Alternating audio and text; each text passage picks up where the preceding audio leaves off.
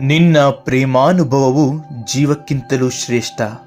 ನನ್ನ ಬಾಯಿ ನಿನ್ನನ್ನು ಕೀರ್ತಿಸುವುದು. ಕೀರ್ತನೆ 63ನೇ ಅಧ್ಯಾಯ 3ನೇ ವಾಕ್ಯ. ಒಬ್ಬಳು ತಾಯಿ ತನ್ನ ಮಗನನ್ನು ಹೆಚ್ಚಾಗಿ ಪ್ರೀತಿಸುತ್ತಿದ್ದಳು. ಎಷ್ಟಾಗಿ ಎಂದರೆ ಏನೂ ತಿನ್ನದೆ ಹೊರಗೆ ಕಳಿಸುತ್ತಿರಲಿಲ್ಲ. ಅವನು ಹೋಗುವ ಮುನ್ನ ಅವನ ಕೆಲಸಕ್ಕೆ ಹೋಗಲು ಬೇಕಾದ ಎಲ್ಲವನ್ನು ಸಿದ್ಧಪಡಿಸುತ್ತಿದ್ದಳು. ಹೋಗುವಾಗ ಅವನ ಗಾಡಿಯ ಬಳಿ ಬಂದು ಹೆಲ್ಮೆಟ್ ಕೊಟ್ಟು ನಿಧಾನವಾಗಿ ಹೋಗು, ಹೆಲ್ಮೆಟ್ ಹಾಕಿಕೋ ಎಂದು ಹೇಳಿ ಕಳುಹಿಸುತ್ತಿದ್ದಳು. ಈ ಪ್ರೀತಿ ಮಗನಿಗೆ ತುಂಬಾ ಭಾರವಾಗಿತ್ತು. ಹೀಗೆ ದಿನವೂ ನಡೆಯುತ್ತಿತ್ತು. ಒಂದು ದಿನ ತಾಯಿಗೆ ಜ್ವರ ಬಂದಿತ್ತು. ಆದರೂ ಅವನು ಕೆಲಸಕ್ಕೆ ಹೋಗುವ ಮುನ್ನ ಎಲ್ಲವನ್ನು ಸಿದ್ಧ ಮಾಡಿ ಮಲಗಿದ್ದಳು. ಅವನು ಹೋಗುವಾಗ ಮಲಗಿದ್ದ ಜಾಗದಿಂದಲೇ, ಮಗನೇ, ತಲೆಗೆ ಹೆಲ್ಮೆಟ್ ಹಾಕಿಕೊಂಡು ಗಾಡಿ ಓಡಿಸು, ವೇಗವಾಗಿ ಹೋಗಬೇಡ ಎಂದಳು. ಆದರೆ ಮಗ, ಇಷ್ಟು ದಿನ ಗಾಡಿ ಓಡಿಸಿಕೊಂಡು ಹೋಗ್ತಿದ್ದೀನಿ ತಾನೆ, ನನಗೆ ಗೊತ್ತು ಹೇಗೆ ಹೋಗಬೇಕು ಅಂತ, ನೀನು ಮಲಗು ಅಂತ ಹೇಳಿ ವೇಗವಾಗಿ ಹೋದ. ಅವನು ಹೋದ ವೇಗವನ್ನು ನೋಡಿ ತಾಯಿಗೆ ಎದೆಯಲ್ಲಿ ಭಯ. ತಕ್ಷಣ ಒಂದು ಫೋನ್ ಬಂತು. ನಿನ್ನ ಮಗನಿಗೆ ಆಕ್ಸಿಡೆಂಟ್ ಆಗಿದೆ, ಬೇಗ ಬನ್ನಿ ಎಂದು.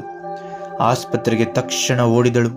ತನ್ನ ಮಗನನ್ನು ನೋಡಿದಾಗ ಆಕೆಯ ಹೃದಯ ಹೊಡೆದು ಹೋಯಿತು. ಏಕೆಂದರೆ ತನ್ನ ಮಗ ಎದ್ದೇಳಲಾರದ ಸ್ಥಿತಿಯಲ್ಲಿದ್ದ. ತಾಯಿ ತನ್ನ ಮಗ ತನ್ನ ಮಾತನ್ನು ಕೇಳದ್ದಕ್ಕೆ ಹೀಗೆ ಆಯಿತು ಎಂಬ ಯಾವುದೇ ಮಾತನ್ನು ಆಡದೆ ಆತನಿಗೆ ಎಲ್ಲಾ ರೀತಿಯ ಸೇವೆ ಮಾಡಿದಳು. ಆಕೆಯ ಸೇವೆಯನ್ನು ನೋಡಿ ಆತನ ಕಣ್ಣಿನಲ್ಲಿ ನೀರು ಬಂತು. ಹುಷಾರಾದ ನಂತರ ಮಗ ಇನ್ನೆಂದೂ ತಾಯಿಯ ಮಾತನ್ನು ಮೀರಲೇ ಇಲ್ಲ. ಈ ವಾಕ್ಯವನ್ನು ಕೇಳುತ್ತಿರುವ ನೆಲ್ಮೆಯ ಬಾಂಧವರೇ, ಈ ಲೋಕದಲ್ಲಿ ಶ್ರಮಿಸಿದ ಶ್ರಮಕ್ಕೆ ಪ್ರತಿಫಲ ದೊರೆಯದಾಗ, ಜೀವಿತದಲ್ಲಿ ಯಾರನ್ನಾದರೂ ಕಳೆದುಕೊಂಡಾಗ, ಕಷ್ಟ ನೋವುಗಳು ಬಂದಾಗ ತಂದೆಯಾದ ದೇವರನ್ನು ದೂಷಿಸುತ್ತೇವೆ.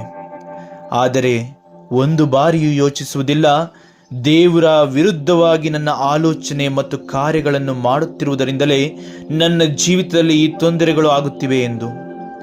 ಮತ್ತು ಯಾರನ್ನಾದರೂ ಕಳೆದುಕೊಂಡಾಗ ದೇವರ ವಿರುದ್ಧವಾಗಿ ಆಡುವ ಮಾತುಗಳು.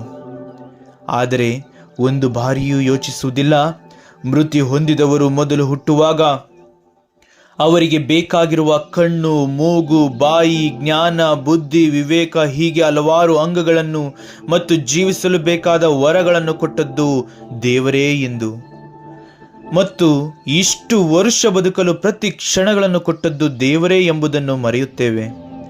ಈ ಲೋಕದಲ್ಲಿ ಹುಟ್ಟಿದ ಪ್ರತಿಯೊಬ್ಬರೂ ಸಾಯಲೇಬೇಕು ಎಂಬ ಸತ್ಯವನ್ನು ಅರಿತಿದ್ದರೂ ದೇವರನ್ನು ದೂಷಿಸುತ್ತೇವೆ.